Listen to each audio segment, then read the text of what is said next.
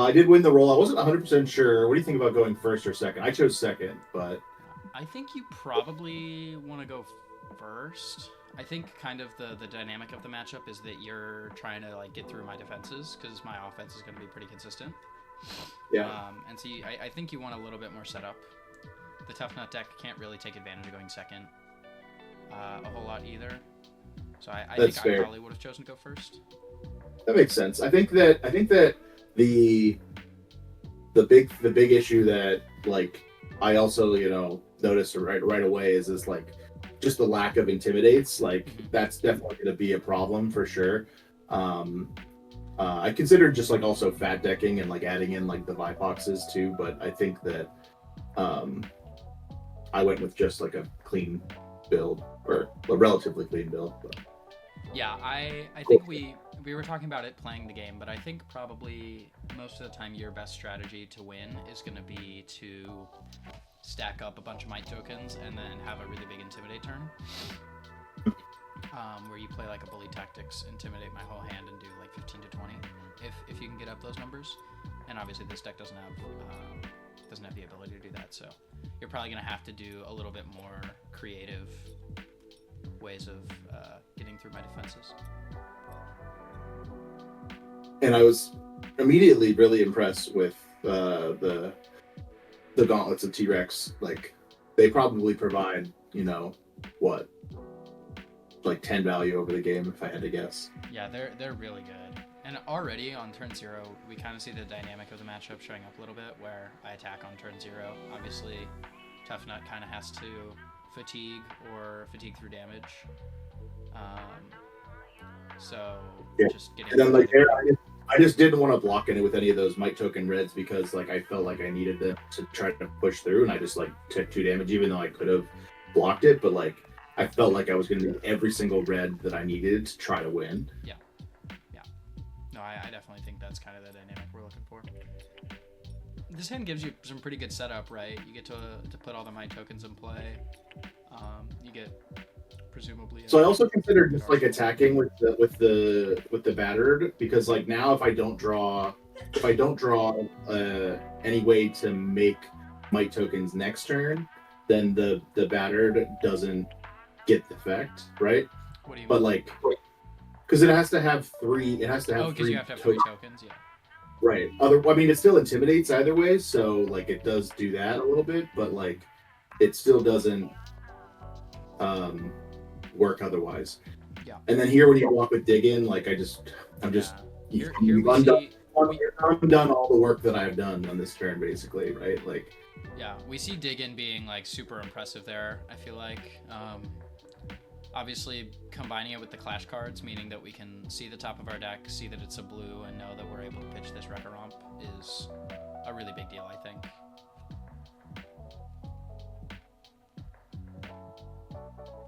yeah, and here I draw a hand that just like can't get any value.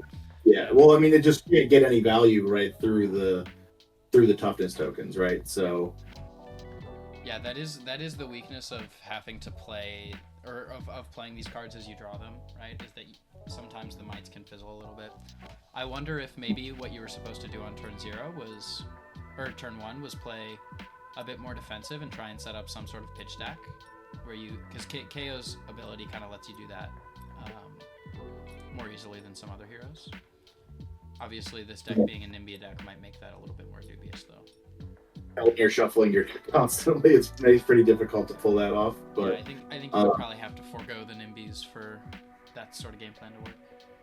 Right, but then I'm playing one cost, 0 that are 2 blocked, right? If I do that, so like maybe there is some way to do that, but it's just quite difficult, I think, to pull that off. Oh, and then here you also get the no hero stands alone, yeah, which blocks for 6, like on top of the dig-ins. So, like even when I activate my ability, it doesn't actually get in any damage. Yeah, basically every turn of this game, my goal as Tuffnut is just block as much as I reasonably can, and then swing, some attack, normally going to be rock. And so far, I'm like super happy about this game, right? This is like essentially exactly according to plan. taking no damage, swinging my rock, keeping the toughness tokens flowing, and I haven't, used too many of my stronger cards yet or anything like that. So I'm in a pretty, I think, good position early on for sure. Yeah, I do get to steal a toughness token here, so my card gets 4 value, which is like not a horrible thing because I'm taking away one of your block value. I feel like 5 value if I actually end up using the toughness, but pretty early on here as well, we see the consequences of not being able to have a better start with this big bully with the 2 blues, which is normally a hand that you'd like to just play and curve into, but obviously since you're lower life, kind of. Yeah, so like maybe going first, maybe if I like attack you on the first turn, like or if I can go in and maybe not be so far behind the 8 ball right away, basically. But maybe that also means that I have to sacrifice like one of those reds on the first turn and not take 2 damage. Like even just taking 2 damage is just like so like just makes that big bully so much worse, right? Like. Yeah, I think in general it's just really hard with the KO deck to actually get ahead of people, especially something like Tuffnut, where like you have to take damage to be able to get damage through most of the time. Yeah, like I have to block 7 every turn if I want to, I realistically block 7 every turn if I want to try to maintain the life advantage. Yeah. And like even here, like this Mocking Blow in my hand, like it would be awesome, right? Yeah. But it's not. So. Yeah, over here on the Tuffnut side. Little stumble here on these Song of Sinus, but. Yeah, I mean they still end up both being pretty good, right? Obviously the first one only for +2, second one for +3, but this is still gonna be a big rock. And then Vigorous Roar here, even just being a +3. Quite good, even without making the. Yeah, I think this is a good example of sort of like worst case scenario for these kinds of things, but I end up still having a pretty good turn, right? Throwing 15, I'm pretty happy with. 15, for your fatigue deck is still quite good, right? Like. Yeah. I decided not to, so I had an option this turn with the first Song of Sinu where you see I Tuffnutted into Numbskull Charm. I sequenced it this way so that my second song would get an extra look at a potential 6 attack, so it could do 1 more damage. But I end up foregoing the confidence token off of Tuffnut's hero ability. My thinking was basically that I think this rock kind of has to be respected. I don't think the KO's in a position where they can just no block, try to keep a whole hand, because whatever I draw up into, we kind of both know is going to be my hand's going to be quite high block value, right? I revealed off the first song, I have 2 thick Hide Hunters, so I was kind of surprised this turn actually when you didn't block. I thought you were going to block maybe like your whole hand on the rock or something like that. Yeah, I probably should have maybe pivoted on that turn. My goal was to try to get as much value out of KO's hero ability as I could and kind of use it as my pseudo weapon. But I don't know. There probably were turns in the game, like even here, right, where I could have maybe just like blocked 2 more cards and maybe just swung Claw. I think the problem is just that Tuffnut's kind of strength is his inevitability. And so really the only way to kind of skirt his game plan is to force him to play, his whole hand and like set up and get value. And so when he attacks you for something like 15, if you just take that and then keep trying to play the game with him, it's going to be really hard, I think, to kind of be able to beat the inevitability of the rock every turn. Because with me at 32, like, you have to take a bunch of setup turns to get through that. And now you're at 21. With your armor and maybe a few card blocks, you can take like 3 or 4 of these rocks, but it's going to start being problematic really soon. And I don't think you're in a position where you're able to kind of justify being able to take all that damage, if that makes sense. I know. This hand in particular, I remember I thought about it long and hard because I'm trying to use the outside interference value to swing claw so that I can activate the claw, discard the outside interference, so I get an extra 3 points of damage. And with the vigor token and the tunic, I thought that I could probably get a little bit more value here, but the bask in your own greatness is kind of messing this hand up. If it was another blue, it actually would be better. What's your arsenal card? It's still the battered from that I said on the first turn of the game, the battered beaten. I mean, which this hand ends up curving pretty nicely, right? Because you can just go villainous pose into Bask. Yeah, because you want to outside interference for something else. Yeah, I'm trying. I don't know. Maybe I'm tunnel vision. Do you not have a blue reviled attack in your sideboard? Are there no? No, I just have a yellow. I have another battered and beaten unbroken, but I don't have a blue one in there. I think maybe that's probably a deck list thing. A deck listing error, right? Where that's the case. Because this would be really nice if you could discard this, get another blue, and then you go villainous pose into Bask in your own greatness. You have a pretty solid setup turn there. Right? Yeah. And you present enough damage to where I have to kind of respect you. Honestly, here, yeah, I think you could probably afford to still do the same thing, just get a yellow. I think what you end up doing here is getting a red and pitching it. I grab the tear down the idols and pitch it. And I try to set up the...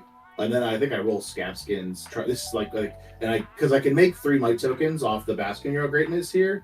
And then I'd hope to swing the battered after that. Then swing the battered as my last attack, right? Mm-hmm.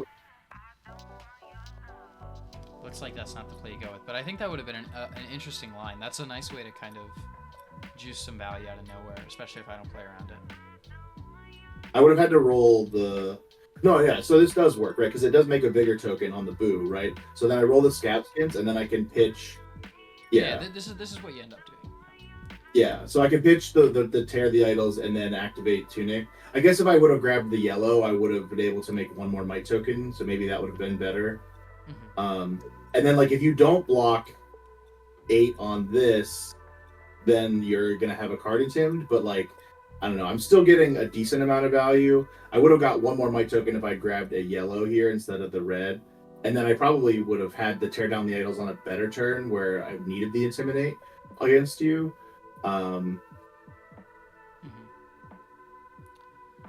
So then now I can come in for 4 because I'll actually have the 3 tokens now. The problem is that against Tuffnut, a lot of the time this play pattern is just going to lead to this, right? Where I just block it away. Yeah, I mean, so I get in a little chip damage, but not nearly as much as I need to, right? This, I finally get to connect with the battered, beaten, unbroken for 4, but I'm not getting the discard off of it because you don't have any cards in your hand. Yeah. So there was no, I don't know, maybe there was a way to make that turn work where I roll Scab Skins first, and then try to play the Bask in Your Own Greatness as my first attack that's only coming in for 4, so that you're less likely to put 2 cards in front of the first attack. I think that was just a good example of kind of the new heroes have some weird lines kind of thing, right? Oh yeah, for sure. I had probably played 2 games with this deck before this, so I played a couple of card games. So it's definitely still learning, and obviously I played some pre-releases and stuff, but it's definitely tough to figure out how to beat fatigue just in general on the fly.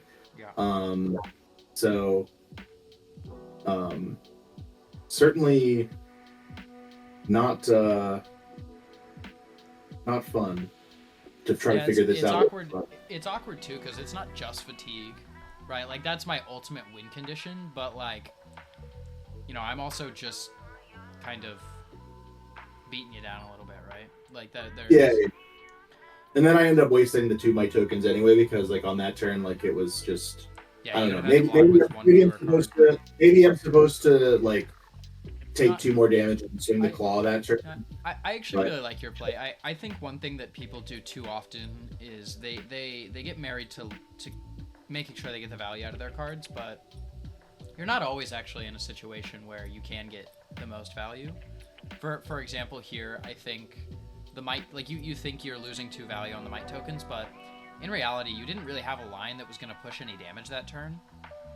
So the might tokens were never going to get through Tuffnut's defenses, so I think it's okay to leave them be for now. From the Tuffnut perspective, I also had a learning moment on this hand where I end up missequencing. I needed to not activate Tuffnut first. I end up deliberating for quite a while here before realizing that the mistake I made. But I should be going Buck Wild into Rock here, but I think I end up basically like pitching my whole hand to throw a couple Buck Wilds that do not need to be thrown. So if you had pitched one of the cards in your hand, then you could have... So I was supposed to play this Buck Wild, pitching the 2 yellows in my hand, and then activate Tuffnut and Swing Rock. But I had a yellow Buck Wild in my arsenal here, and I kind of tunnel visioned playing that one without realizing that playing the blue for my hand is the only way to Swing Rock afterwards. Yeah, and you want to be swinging Rock every turn you possibly can. Yeah, it's just such good value. It's quite strong. So at this point in the game, I think it's pretty clear that I'm quite a bit ahead. So as the Kayo player, surely you're starting to think, what is my win condition? How do I ever actually, how can I take advantage? Yeah, and this also does stop yourself from getting flush bag too, as well. Yes, my other play would have also not gotten flush bag. To answer your question as well, like if you're still trying to set up for like some big pop-off turn. I have 1 bully tactics in my sideboard for the cheaters or the outside interference to try to resolve. So like that is going to be my last big chance to go, right? So I'm basically trying to set up as much damage on that bully tactics as I can. So I think at the time, I think I still have at least 1 more villainous pose and maybe a couple nimbleisms, but I don't because I constantly shuffle my deck. I have no idea where I am going to be at in my stack. Yeah. So, and like here was a nice one too, because I can kind of give this an extra +1 to try to get some incremental value here with the cheaters. So I do squeak in a little damage here and there off of this because I'm going to get the hit effect off of this offensive behavior and make you take a view for not having a card. But like realistically, like every turn you make a bigger token, like I'm going to get attacked by Rock. So like it's just playing from the Tuffnut perspective. I think basically the only way that the KO can win is by blocking like every Rock other than when you're going to get through my defenses and do a bunch of damage. And I think if I was going to rebuild the deck, like I could, maybe take this game's knowledge into it, right? But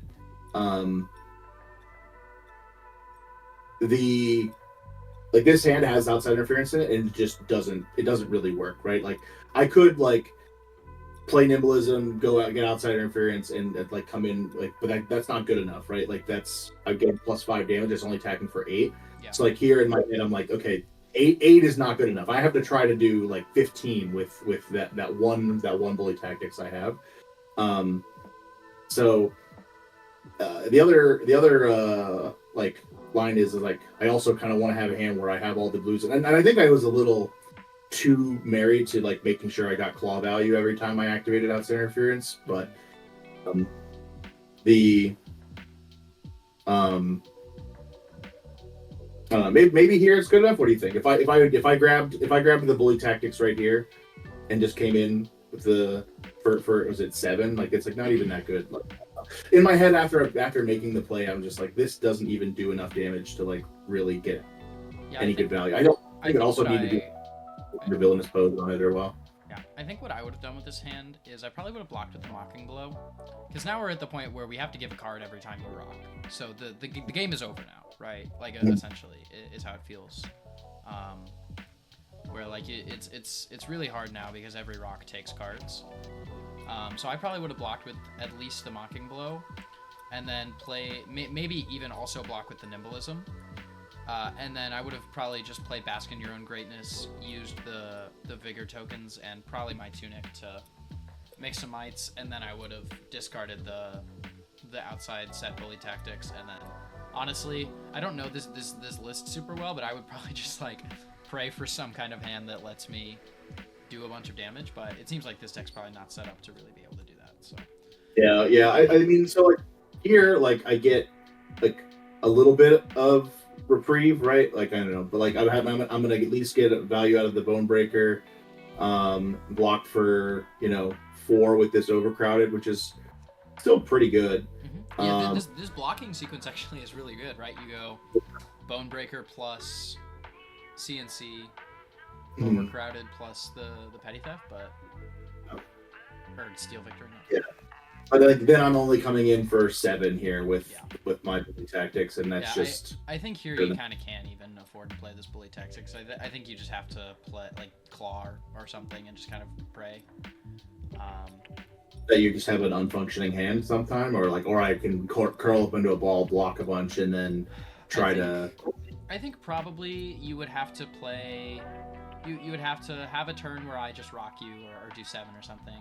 You can block with a couple cards, and then you can set up some right, but like fights and then try again. But yeah, it seems pretty doomed. Obviously, this game is kind of, I think, just over. I'm basically dead at this point, but like my thought process was like that's the last chance I'm gonna have to have a setup, like have 4 mites on the board, like just some number of preset cards, and then come in and try to get my value where I can.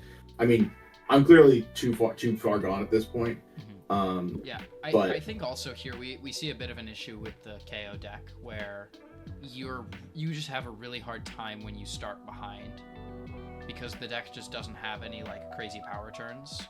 So it's really hard to be able to get over the top, especially when your cards also don't really work, right? Like when your big bullies and your mocking blows don't work, the deck kind of falls apart. Oh yeah, for sure. Yeah. If you don't have more life than them, those cards are pretty embarrassing. And you also really don't have a way to get back ahead, right? Because basically every deck can just like take a turn or 2 off, it feels like, against KO if they need to, just because of how weak the deck is on offense. Yeah, and then here, like on that same turn, I would have, if we go back to the other turn where I did the other outside interference, if I would have left the 7 power attack, I would have got 1 more might token out of. I think the other turn. The Tuffnut deck is actually having like more consistent, like higher damage turns. I'm surprised how often you had a bigger token. Like, I mean, like I guess you're gonna win most flashes against me, but like one thing I've been really impressed with Tuffnut is just how consistently you can make those vigors. Right, you have the 6 clash cards that do it for you, but like you also just have, it feels like, so many ways to chain rocks together. Obviously Vigorous Roar is a great way to do it, but like in general, I think I have underestimated him in that category for sure.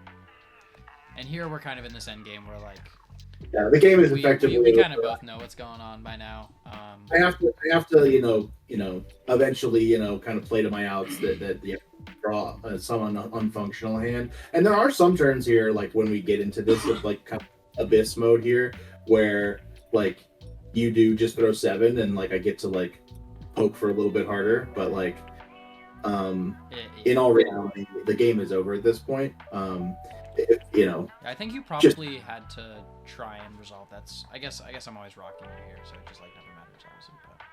But here, once you give up your tunic, you can kind of feel that it's like actually over, because once I have to block the tunic, I no longer can activate KO's ability on 1 card, and it's like, I think we can talk a little bit about macro strategy moving forward. What are the things that we can learn from this game? We can start with the KO side for sure. Sure. Yeah. So I think one, like, I mean, you kind of don't build KO thinking about Tuffnut probably. Like you probably are willing to accept the sideboard, like that you don't want to put those type of cards in your sideboard. But I think bully tactics in general is probably just like good enough on its own to play 3 copies of it. So just deck building in general, I think I would made that change after just playing with it a couple games. But like, it's hard to pitch stack when you're constantly shuffling your deck. So, well, and all coming the up cards with you want to pitch stack are red for the most part. Other than Yeah. I guess you could play like blue bask in your own greatness, right? Yeah, which I'm currently not playing in this version. But Yeah, it's kind of measly. It's just kind of more copies of like Cruel Ambition in your deck essentially, right? yeah, here if that Cheater's Charm would have been Yeah, blue, I it definitely feels like what the KO deck needs, at least from my perspective, is just a little bit more ways to go over the top. So whether that's like setup cards or pumps or anything, like I think in general, just the deck feels a little bit too. I'm gonna do my thing every turn, and it's not gonna be that good, but I'm gonna hope that it's like 2 or 3 points better than your thing, right? I think that's kind of how this deck is built, where like your numbers are fine, especially a lot of the early turns, but when you get behind, when people do powerful things against you, it just feels like you kind of can't come back, and you don't really have the ability to play the game on your own terms. Yeah. And I think one thing too, I think I leaned a little bit too hard into like the agility tokens. Like I don't think I need to be like playing like the Smashback Yellhorns and the Beat Your Own Drum. So like because like the deck can really operate on one attack per turns. My thought process was like making an agility token kind of forces your opponent into some awkward spots, where like if they're having to put 2 cards in front of your first attack and then you can just sidestep them a little bit. But I think that I could maybe switch up some of the blues, maybe have some more like setup cards, like maybe that blue Bask in Your Own Greatness, things like that. Maybe just some additional setup cards. Maybe some extra blocking cards, like some D-reacts, like some sync belows or something like that, to try to get a little bit more value. Mm-hmm. Yeah, I can definitely see that. But what about you? What are your thoughts on Tuffnut after playing this game? Playing this game, I was a really big fan of the cards that let me be aggressive. I think in general, Tuffnut is actually quite strong. His numbers are really, really, really good. The problem is just that you can't always maximize on those numbers, and when people set up against you, it can be hard to punish them. And I think that in general, the thing that Tuffnut needs to do to kind of be able to skirt those strategies is be aggressive. And so I've really liked the 6 Buckwilds that are in this version. I think I could honestly even consider going up to 9. All 9. I think the pumps are strong. I'm not sure exactly how many you're really allowed to play, and how many or which ones are the best ones rather. Well, I think the Roar seemed really good from what I saw there. But... Yeah, Vigorous Roar is very strong, but it's a red. Right, so something like Song of Sinew is like the other option. Right, where it's yellow, but it's also very powerful, can help your Tuffnut, stuff like that. So I would like to maybe experiment with a slightly more aggressive build, because it feels like the games where you're able to get their health low early and your rock starts being inevitable, those are the games where they're pretty easy. The games where your opponent gets a lot of time in the middle game to kind of set up and enact whatever engine they have, those are, I think, the games where it feels hard. Obviously you don't get that out of this game, but in this game it felt like it was a realization of the main game plan, right, where you just want to kill them by blocking your whole hand every turn and swinging rock. And I think this game was a really good showcase of how powerful the Tuffnut hero actually is, because I think it's something that people are underestimating, is even if its place in the meta, it doesn't end up being that strong. The deck is crazy powerful. Yeah, for having 3 intellect, I mean, it definitely made a hero that can actually operate on 3 intellect. It does not feel like a 3 intellect. You would have expected, right? Yeah, just like by looking at it, it doesn't seem as good. I don't think there was ever like a missed turn, like a turn where you're like, Nope. all right, I hope I can swing rock this turn. And, like that's what I would have when I would. The misses were definitely the like I'm just gonna swing for 6 this turn because I can't. I have too many cards and I can't use them all. But right, but like at that point in the game, at that point in the game, you had already won. It was just exactly. Right. So, the damage had already been done at that point. But like he's obviously definitely has weaknesses for sure. But definitely like watching that game kind of just really shows that he's real. He's a real deck. Like. Oh, for sure. All right. Well, thank you guys so much for watching. Please like, comment, and subscribe. I'll see you guys on the podcast soon. Thank you guys so much for coming. Thank you, Pat, for doing this with me as well. And we'll see you guys in the next video. I really enjoyed it. Thanks, everybody, for sticking to the end. We really appreciate you guys and hope to see you guys at the next event in Philly. See ya.